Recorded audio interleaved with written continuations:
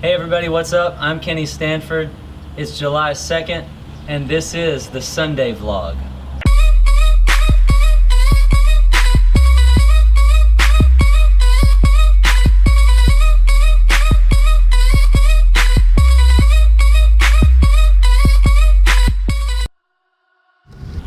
So on Sundays, I really don't spend time at the gym.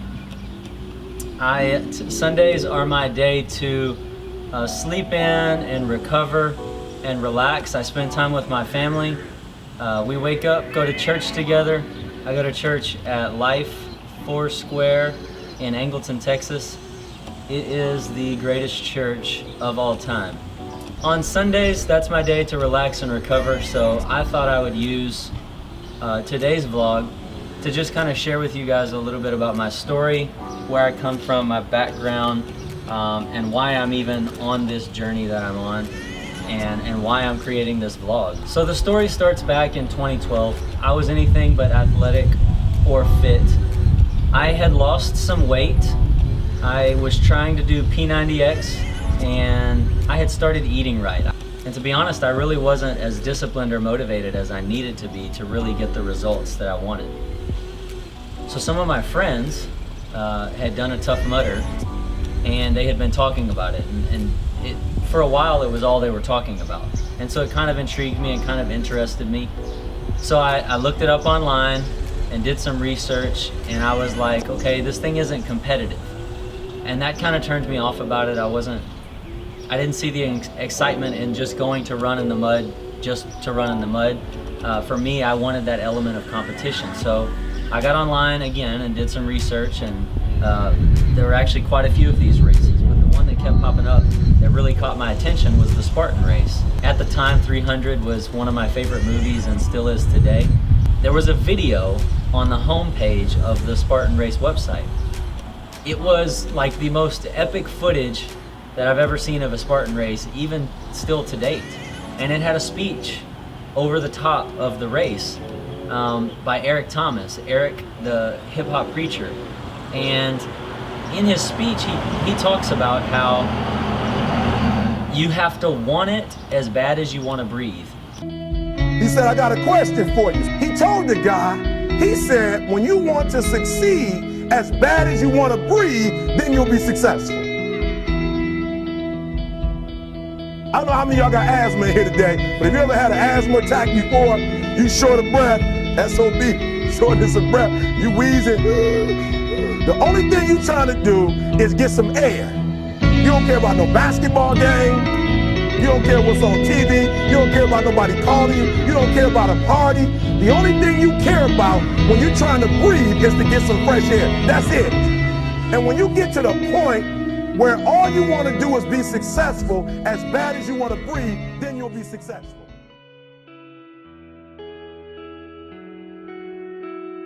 And so that speech and that video, it like got me hooked. I was willing to do pretty much whatever it took to get to the level that I needed to be at to be competitive at these races. So that was in 2012, and I decided in January that I was gonna do it. I watched that video every single day, sometimes multiple times a day, so that I wouldn't lose motivation and so that I could build on what that initial spark. And over time, I wanted to see it turn into a flame. And what I found out later is that motivation is actually something that is required for you to stoke the flame of daily. Zig Ziglar puts it this way. He says, hey, people complain all the time because they say motivation doesn't stick, it doesn't last, and he says, neither does bathing. That's why it's recommended daily. So the next race that was closest to me was in Glen Rose, Texas. It's the Austin Spartan Super is what it was. And it was in 2013 in May. And so I started training in January. I'm telling you, a part of my training was to watch that video every day so that I didn't forget what it was gonna take for me to be as successful as I'd like to have been. So before this Spartan race, I had never done any sort of sport competitively in my entire life. I'd never run a race. I'd never played junior high or high school sports. So I signed up for the open wave. And I just wanted to do my best. I wanted to see what I was made of. And out of 5,000 people that were in that open wave, I ranked 53rd. And when I read those results the next day, I was in complete shock that I was able to transform myself from someone who couldn't run a mile to being 53rd out of 5,000 participants at a Spartan race. That started me on a journey of personal development that I'm still on to this day. And it made me realize that my number one passion in life, what motivates me and gets me excited more than anything else, is to help people realize their potential and to help them actually reach it, to realize that they can do things that they thought they couldn't do, and then to help them actually achieve that. Nothing brings me more joy when I hear people from Grit Fitness, the gym that I own, tell me stories about how they are literally a different person than they were before they came to the gym. And I hear it time and time again. And that right there, that's what I want to live for. I want to help people see themselves in ways that they've never seen themselves before. That's what I want my life to be about. There's nothing more gratifying than hearing someone tell you that they finally realized that they are capable of so much more than they initially thought they were. And what's really great is when these people wake up to the realization of who they are and who they really can be, it creates a ripple effect. And that turns into a wave. And before you know it, there's an entire movement of people who are now awake that were asleep to the idea that they could be the change that they had been searching for, that it was inside of them. And all they needed was a spark to ignite that flame. Now, something that I have come to realize is that once you get that flame going on the inside, it's not going to stay lit. It is not going to stay burning unless you feed it, unless you give it fuel. So what is that fuel?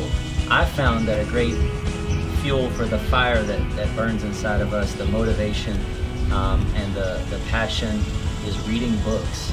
And I can already hear you saying, look, I don't read books. I'm not a book reader. I wasn't either until Eric Thomas told me that I had to want it badder than I wanted to breathe.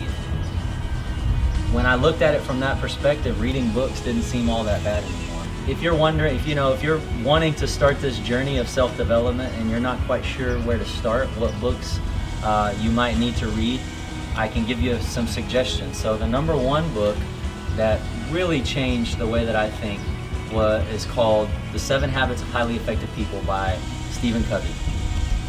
So I started reading this book thinking that I was going to learn some hacks on, time management and some other efficiency hacks. Thankfully, that's not what the book is really all about. It's about so much more.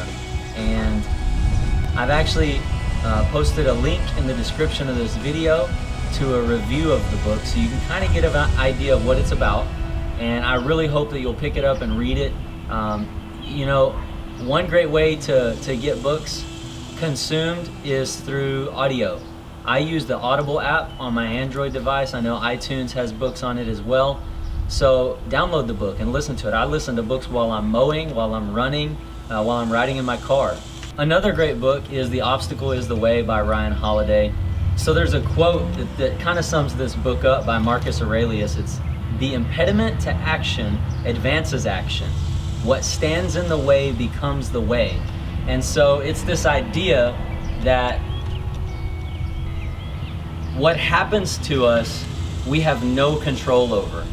It's our reaction to what happens to us that determines who we are and what we become in this life.